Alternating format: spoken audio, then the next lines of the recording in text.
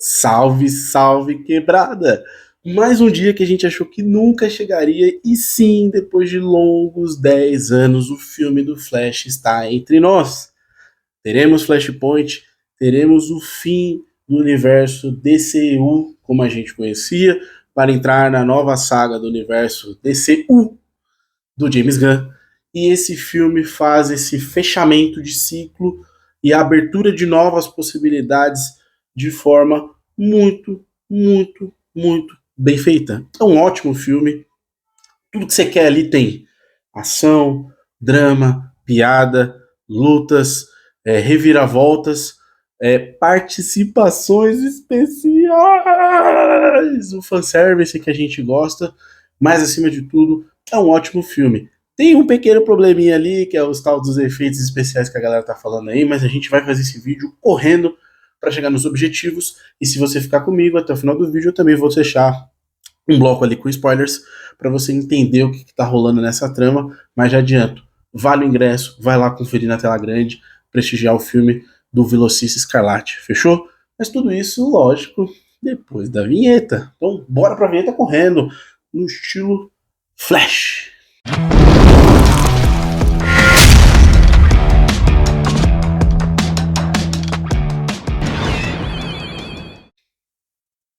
Salve, salve quebrada, como é que vocês estão?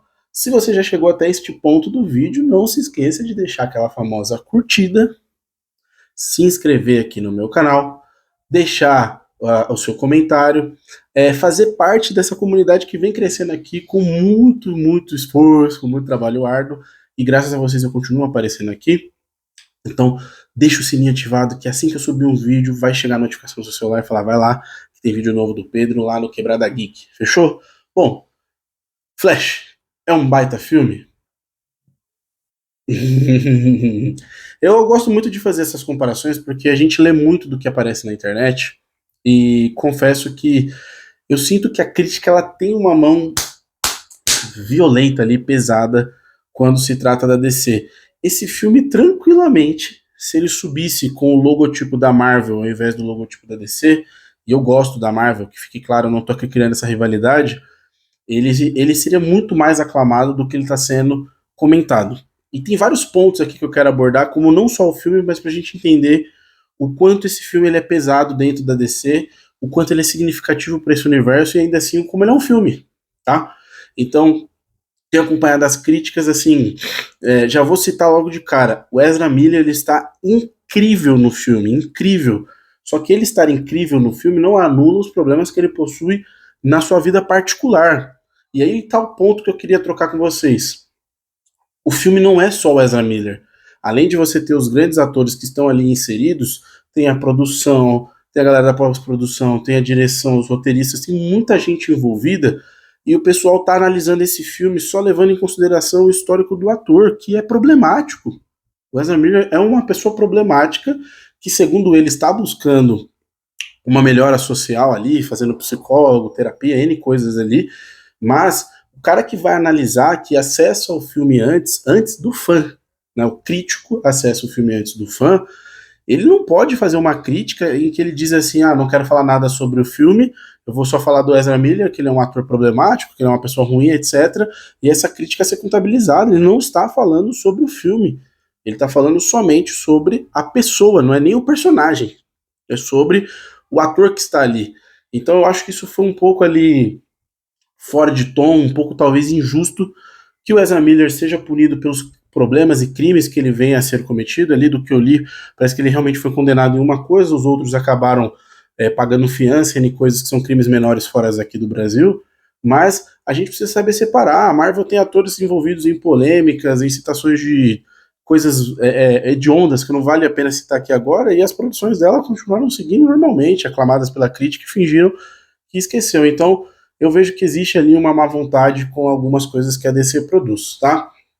Então, problemas que esse filme possui, eles não são necessariamente só problemas do filme, eles são problemas que já vêm há muitos anos. Então, um filme que estava para ser desenvolvido há pelo menos 10 anos atrás, e ele passou por muitos roteiros, por muitos roteiristas, né? Passou por várias formas diferentes de se contar essa mesma história, e ainda assim a gente teve um problema grande que foi a substituição de visões de mundo. Então, inicialmente, O universo DC estava nas mãos, quando ainda DCEU, nas mãos do Zack Snyder. Passou esse momento, teve aquela briga com o Walter Hamada, o cancelamento do Esquadrão Suicida, nunca vimos a versão do David Ayer, não tínhamos até então visto a versão original da Liga da Justiça do Zack Snyder, vimos a do Joss Whedon, tinha aquele Flash bobão com aquela piada da Mulher Maravilha que incomodou muita gente. Passou um tempo, saiu essa gestão, entrou a gestão nova do Zaslav, saímos com o corte do Zack Snyder, né? A Liga da Justiça do Zack Snyder tem um Flash um pouco diferente e com uma grandiosa cena dele voltando no tempo, impedindo a explosão das caixas maternas no filme da Liga da Justiça, aquela cena icônica que ganhou o Oscar popular. Passou esse tempo, a gente não sabia o que viria, esse filme do Flash engavetado, com o roteiro pronto, com não sei o que. Houve a compra oficial, né, da Discovery pela Warner Bros. Dentro a DC, e aí tivemos a bomba, né, do que o James Gunn seria o responsável por coordenar uma nova visão da DC nos cinemas. E aí ele já veio anunciando que é o DCU, não mais DCEU. Ele já anuncia 10 produções, entre elas séries e filmes, e o Flash não está. E aí a galera fala, pô, se vai sair o filme do Flash, o que a gente vai fazer com esse filme? Ele não serve pra nada? Muita gente até ficou com receio da bilheteria. E há, sim, uma espera muito grande de que esse filme tenha um retorno financeiro. De qualquer forma, qual que é a função deste filme com todos esses problemas de produção, de empresa e do próprio ator que é o protagonista do filme?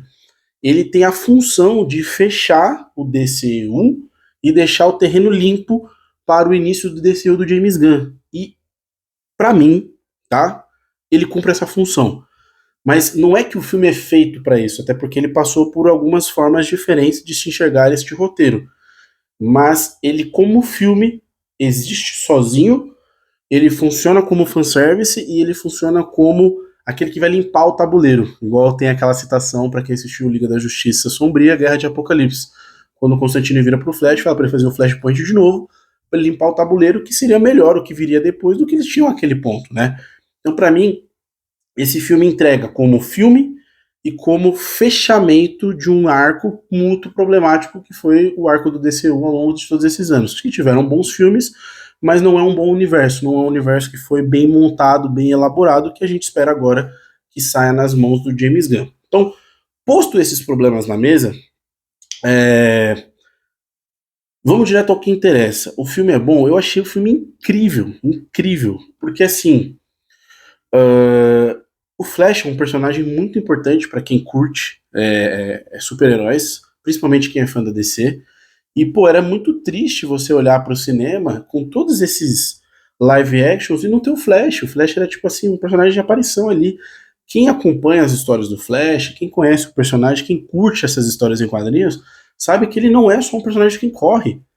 O Flash, na DC, ele tem um papel importantíssimo, que ele é um reboot devicer, né? Então, tipo, você precisa mudar as coisas, joga o Flash ali, e ele por si só já faz esse trabalho. Você não precisa de uma explicação miraculosa para explicar o que é multiverso. Tem isso no filme? Tem uma explicação ali.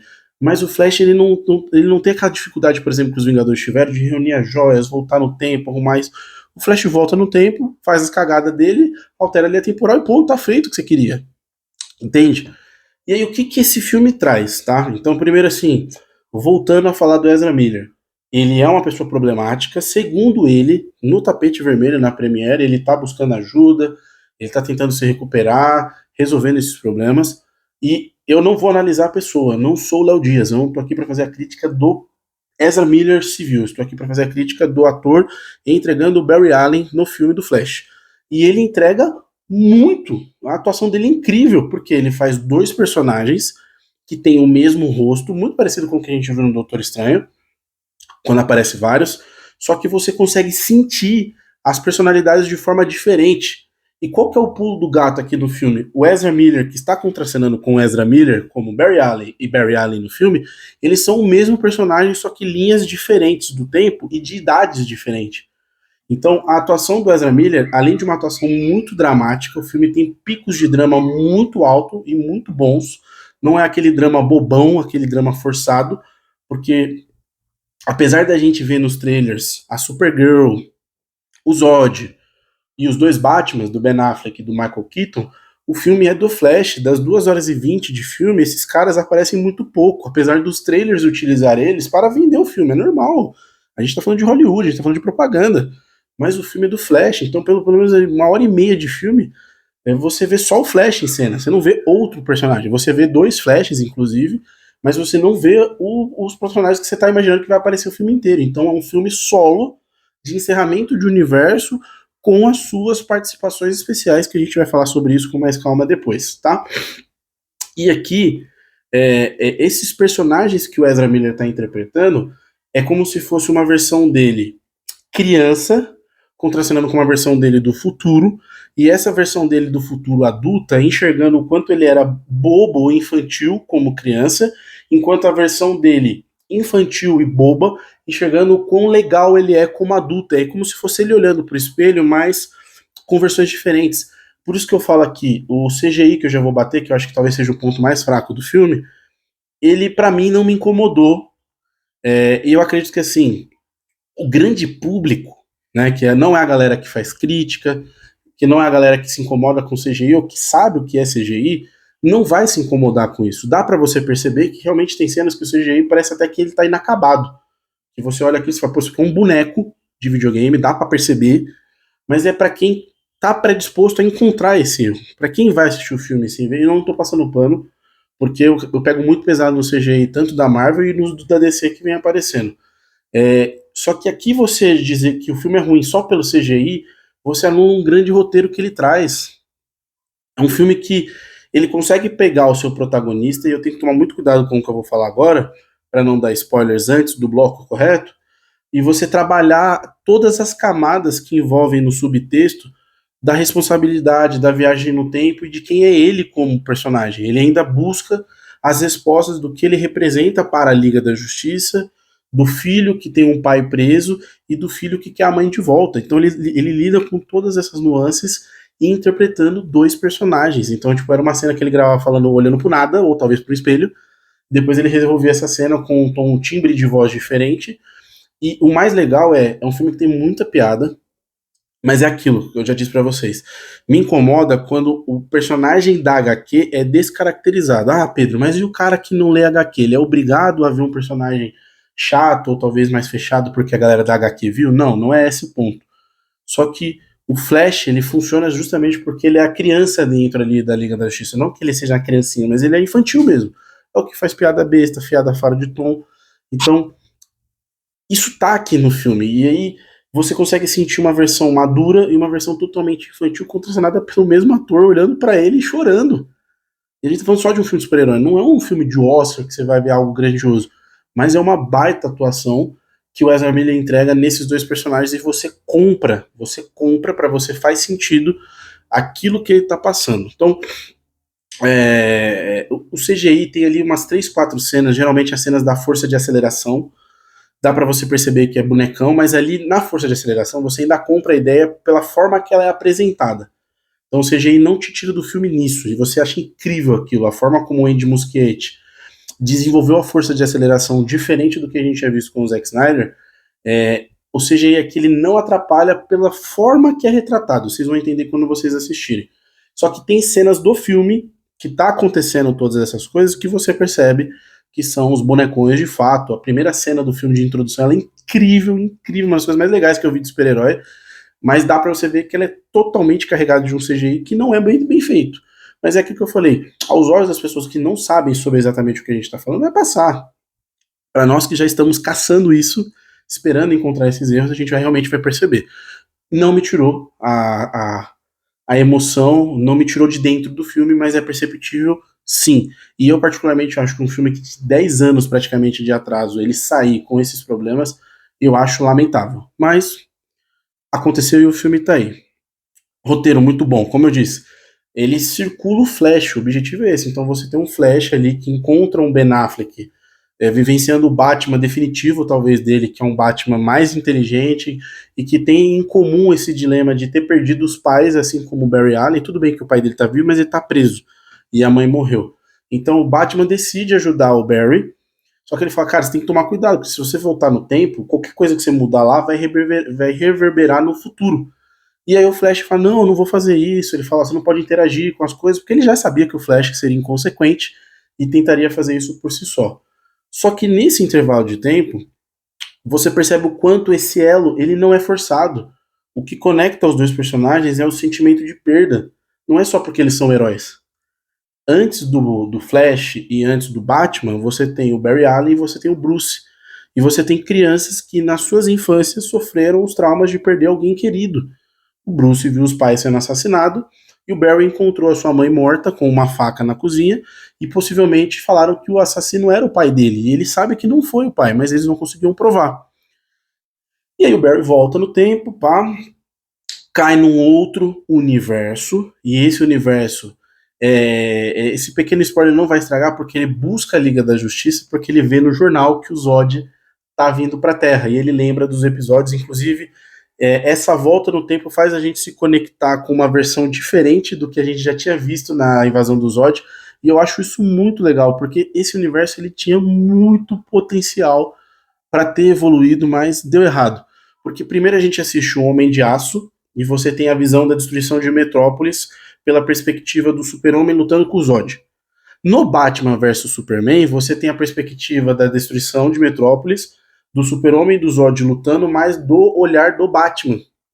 E agora no filme do Flash, você tem a perspectiva dele indo lá também, a gente não sabia que ele estava lá, vendo a destruição, que já tinha o Batman, né, o Bruce Wayne, o Super-Homem e o Zod lutando, e ele foi lá para tentar também ajudar, e aí ele acaba contando uma coisa trágica, isso eu vou deixar para mais pra frente porque tem spoilers.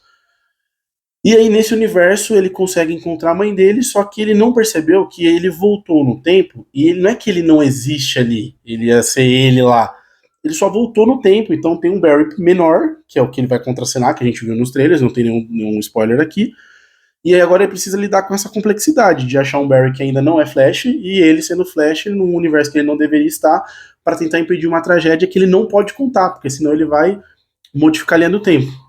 E quando ele vê a invasão do Zod, ele tenta entrar em contato com a Liga, e aqui tem citações, pelo menos ao meu ver, a Liga da Justiça do Zack Snyder, de fato. Ele tenta ligar para os personagens, pro Arthur, pro Victor Stone, pra Diana e etc. Ele não encontra essas pessoas e fala, então a gente tá lascado. E aí ele fala assim, pô, será que vai ter um Batman? E aí uma menina aparece e fala isso, e fala, pô, tem um Batman aqui, então vamos lá. E aí aparece o Michael Keaton, que ele tá incrível no filme. A atuação do Michael Keaton parece assim, não é aquela atuação cartunesca que, inclusive, antes do filme começar, eu vi o trailer do Indiana Jones, que ele já fala, eu tô aposentado, e tô com dores, não consigo. E você vê que ele tá ali dentro da Mansão Wayne, ele até fala que Gotham agora é um lugar seguro, um dos mais seguros do mundo, e que não há necessidade de existir o Batman, ele tá barbudo, e aí ele conversa, ele é o Batman, ele é inteligente, ele tem todas aquelas tecnologias, mas é o Batman do Michael Keaton dos anos 80 e 90. Então você sente ali aquele frescor vintage, e aí eles falam assim, mano, em todas as linhas do tempo dá a entender que existe um kryptoniano capaz de parar o Zod, porque eles por si só não conseguiriam. E eles começam a fazer aquela busca, o elo novamente do Batman se conecta com o Flash pela perda, então o Michael Keaton decide ajudar porque ele entendia o que estava rolando ali, a gravidade daquele episódio, e aí eles encontram que, na verdade, nessa terra que eles estão, não existe um Kal-El, mas existe a Kara Jor-El, que é a Supergirl. E eles já encontram ela, tipo, numa base soviética, isso já é com quase 2 horas de filme ali, 1 hora e alguma coisa, então o primeiro arco do filme é do Flash, e o segundo arco começa a aparecer esses dois coadjuvantes, junto com outro Flash que já tem aqui, conta a história de origem do raio, de como ele ganhou os poderes, e eles recuperam a Supergirl. O Michael Keaton é incrível, as movimentações dele, os gadgets, né, o que ele usa como Batman, é tudo que a gente queria ver. Parece que é um quadrinho animado. É aquela coisa cafona mesmo, de tipo, ataca o bumerangue, ele vai, bate, volta direitinho, a capa que é a prova de balas, aquelas poses zica do Batman, você vê ele com a capa aberta, tudo com close escuro. Eu pirei com isso. Eu tenho certeza que o Andy Muschietti, se ele realmente pegar o Batman Brave and the Bold, ele vai fazer um baita filme. Dá pra ver que ele gosta do Batman. E aí a Supergirl aqui, eu vi algumas críticas também falando sobre a personalidade dela. Ela realmente não é um personagem importante no filme. Ela tá ali porque, pô, só dá pra parar os ódios com o Kryptoniano. Mas é legal de ver, porque ela tem a roupa com os mesmos detalhes e aquela coisa bonita que era o traje do Henry Cavill, que é citado no início do filme, parando um vulcão em erupção. Mas ela tá ali, tipo assim, tá. Eu achei que as motivações dela são muito superficiais, não é que estraga, mas você fala assim, tá, ela apareceu, ela estava sendo controlada pelo governo, ela deve estar com ódio, como é que é, e de repente ela tá ajudando. Tem uma explicação? Tem, mas eu achei que a explicação é bem fraca. Mas como eu disse, o ponto aqui do filme não são essas participações, é o Flash, e eles continuam desenvolvendo isso. E aí vai chegar num ponto que tem um vilão por trás disso tudo, que eu vou falar no bloco com spoilers, e aí o último ato, eu vi muita gente reclamando, mas pra mim, realmente fecha do jeito bom. Porque quem leu o quadrinho do Flashpoint, que esperava coisas diferentes, o filme entrega. A essência do Flashpoint tá aqui no filme. Não tem tipo, ficou faltando isso, porque não tem aquele personagem. Realmente não tem o Flash Reverso. Mas a essência do quadrinho, o motivo pro quadrinho existir, a volta no tempo, o dilema da família, de tentar trazer a mãe dele de volta, tá aqui no filme, só que com outros personagens. E pra mim tá bem feito isso. E aí o filme termina, pelo menos pra mim, da forma que ele termina, encerra o ciclo do DCEU, tudo bem? E aí a cena pós-créditos, que a gente vai falar agora nos blocos com spoiler, ela deixa talvez algo ambíguo, e a gente vai debater agora. Fechou? Spoilers, então, se você chegou até aqui, você terá spoilers. Bom, o Flash negro, ele é o vilão, e o vilão do filme é o próprio Flash. Isso que eu acho incrível, por isso que eu falei que o roteiro é bom. Porque uma coisa que vem vindo nos multiversos, desde o multiverso da loucura, agora no Aranhaverso, é que a tragédia, ela faz parte da história do herói. A tragédia molda o herói para ele ser o que ele é. Então, não existiria um Peter Parker se ele não tivesse perdido ou a Tia May ou o Tio Ben. Não existe um Flash que não tenha perdido a sua mãe. Não existe um Doutor Estranho que não tenha perdido a sua esposa. Isso fez com que eles abrissem mãos de coisas talvez banais na vida deles, os dilemas que eles enfrentariam, para a complexidade de salvar o mundo. E o Flash, ele tá num momento ali de dificuldade de compreensão do quanto a mãe dele tá fazendo falta, na medida que ele não consegue achar nenhuma prova para salvar o pai dele da cadeia. Então, tipo, ele abre a mão disso, tipo, não tem o que fazer mais, e aí eu vou fazer o quê? Voltar no tempo. E ele sabe que tinha riscos na volta ao tempo, o Ben Affleck já tinha avisado ele, né, o Batman do Bruce Wayne, e ele retorna no tempo, ele encontra esse outro Flash, e esse Flash é uma versão dele que não tem a maturidade. E aí dá a entender dentro da força de aceleração, quando aparece a primeira vez o Flash negro, que em algum ponto dessa história o Flash já tinha tido essa ideia, ele já tinha voltado no tempo, ele mexeu na ramificação e criou um outro Barry Allen, e esse Barry Allen ficou infinitamente revivendo o tempo para tentar salvar a mãe dele, sem entender que ele sempre vai estourar alguma ramificação, ou a mãe dele vai ficar viva e ele não vai existir, ou a mãe dele vai ficar viva, alguma coisa vai ser destruída, ou a mãe dele vai ficar viva, alguém vai morrer depois, mas não tem como anular o fato de que mudar a morte da mãe dele vai alterar as coisas, não tem como ele ter tudo que ele gostaria de ter, porque a perda faz parte, né? Ela é o que molda ele. Então ele volta no tempo para pegar uma latinha de tomate, que foi exatamente o que fez o pai dele voltar no supermercado, enquanto a mãe dele foi assassinada em casa. Então o que ele entendeu? Se ele colocar a latinha extra de tomate, o pai dele não precisaria sair de casa, e quando o assaltante, o bandido que não aparece no filme, chegasse, o pai dele salvaria. E aí nisso ele cai numa terra errada, contra o Michael Keaton, todas essas loucuras, tá? O que acontece de fato nessa terra, Michael Keaton, Sasha Calle com o Supergirl? Eles morrem na mão do Zod, essa terra é destruída, porque ele volta ao tempo normal e decide que ele vai seguir o que o destino dele tinha reservado. Ele vai aceitar a morte da mãe, ele vai reconhecer isso no final. É uma cena muito boa, muito bonita. Quando ele tira a latinha de tomate, você entende todo o peso e o quanto aquilo vai ser dolorido para ele, mas você vê a consolidação da total maturidade do Flash. Ele já tá com vários poderes, mas ele ainda não tá com um poder definitivo de Flash. E nesse intervalo, o vilão Flash Negro mata o Flash que aparece como secundário, e ele automaticamente está se matando, porque ele rebutou infinitas vezes essa possibilidade, de modo que ele saiu numa nova realidade temporal. Então tinham três, só que dois eram praticamente a mesma pessoa, tá? Uma no passado, uma muito no futuro, e o Ezra Miller, que a gente acompanha da Liga da Justiça, como um personagem do presente, mas todos eram ele. Participações especiais. Aqui elas não são só assim, joga lá o fanservice pra galera gritar. Elas aparecem num momento crucial, Aparece a Mulher Maravilha no começo do filme, já nos primeiros 10 minutos de filme ela já aparece para ajudar, junto com o Batman do Ben Affleck, e é uma aparição bem rápida. E aí as aparições especiais, elas aparecem lá no final do filme, quando o Flash tá voltando na força de aceleração no tempo, e aí realmente ele vê os universos diferentes, né, os Elseworlds, colidindo, igual o nome do filme começa a usar como subtítulo, né, o universo colidem.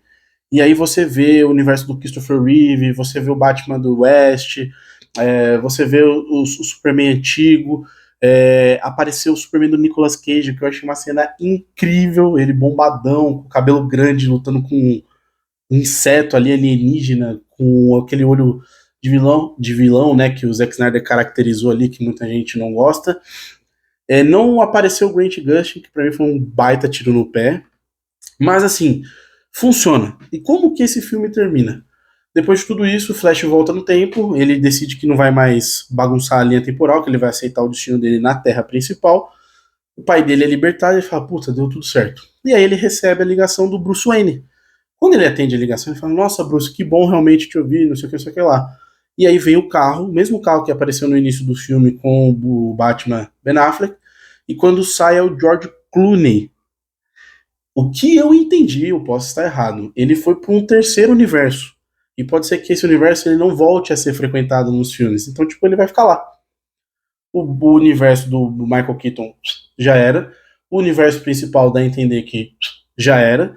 E que esse universo que ele está inserido agora, que é onde ele tem o Batman mais antigo ainda, George Clooney, vai ser o canon. A gente já sabe que não, que vai ter uma reescalação. Então dá a entender que esse universo vai ficar para lá, descartado. O Flash se perdeu no multiverso, um universo foi destruído e o outro passou, tá?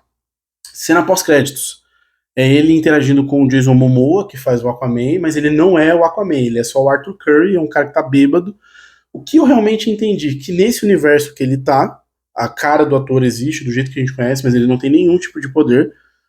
Ele é só um cidadão civil. Possa vir a ser alguém que passou na vida do Barry, porque ele reconhece ali o personagem, ele fala até meio estranho, porque ele tá bêbado, mas eu acho que aqui é um gancho para poder ter o Lobo. Eu acho que realmente o Lobo do Jason Momoa vai existir no DCU do James Gunn, e para mim aqui tá o recado, que inclusive vai acabar com a bilheteria do Aquaman e Reino Perdido no final do ano, porque o James Gunn deu uma entrevista falando que o primeiro personagem do DCU é o Besouro Azul, que sai em agosto, só que o primeiro filme evento, o primeiro filme oficial do DCU é o Super-Homem de 25, Legacy.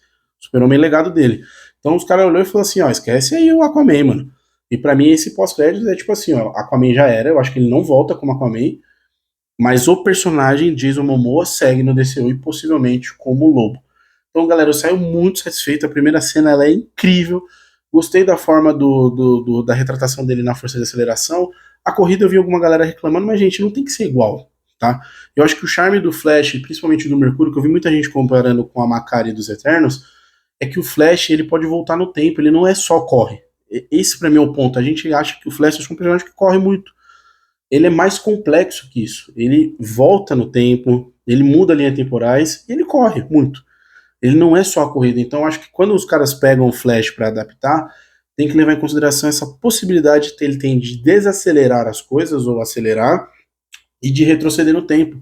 E para mim aqui é muito bem feito. A primeira cena do filme é literalmente ele congelando o tempo, não é uma cena tão boa quanto a cena do Mercúrio lá no X-Men salvando a galera na mansão Xavier, mas você vê o que ele tá fazendo ali no hospital e você fala, mano, isso aqui é incrível, só o Flash poderia talvez fazer uma coisa nesse nível, com as bobeiras que ele faz, com a cabeça besta que ele tem.